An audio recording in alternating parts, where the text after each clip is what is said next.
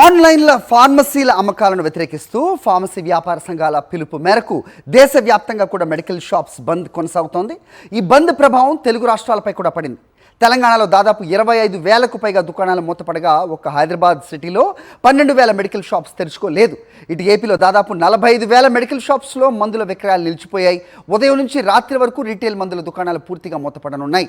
అయితే రోగుల అవసరాలను దృష్టిలో పెట్టుకుని హాస్పిటల్స్కు అనుబంధంగా ఉండే మందుల షాప్స్ తెరిచే ఉంచుతారు.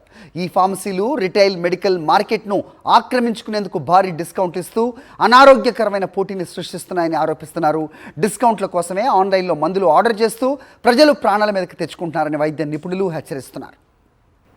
రైట్, విజయవాడలో రీటైల్ మెడికల్ షాప్స్ నిర్వాహకుల ఆందోళనకు సంబంధించి పూర్తి డీటెయిల్స్ మా ప్రతినిధి సురేంద్ర ఇస్తారు. సురేంద్ర, చెప్పండి. సో మెడికల్ షాప్స్ బంద్ ఈరోజు పిలుపునిచ్చిన నేపథ్యంలో ఎఫెక్ట్ ఏ రకంగా ఉంది? మరి ప్రజలకు, రోగులకు, మెడికల్ షాప్స్కి వెళ్ళే వాళ్లకు ఎలాంటి ఇబ్బందులు ఉన్నాయి?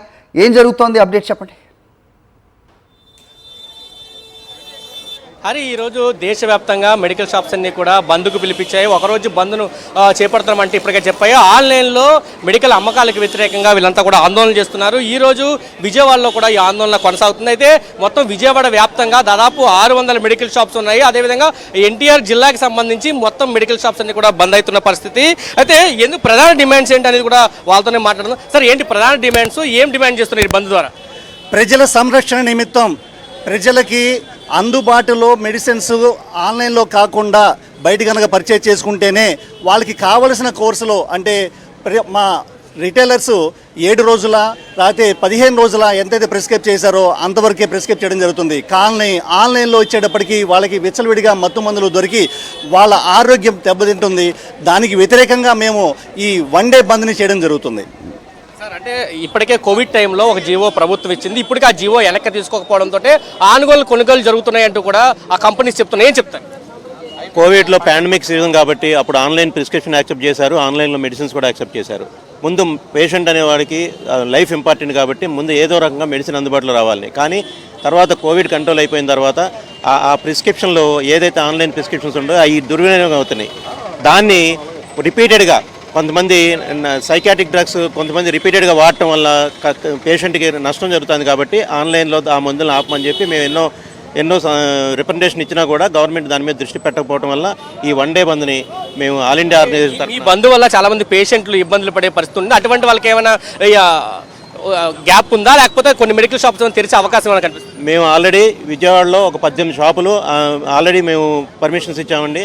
కలెక్టర్ గారి ఆదేశాల ప్రకారం, మా డిపార్ట్మెంట్ ఆదేశాల ప్రకారం 18 షాపులు అందుబాటులో ఉన్నాయి. జిల్లాలో 27 షాపులు అందుబాటులో ఉన్నాయి. సో ఇవన్నీ కూడా ఎక్కడ ఏ పేషెంట్కి మందులు దొరకవు అనేది లేదు.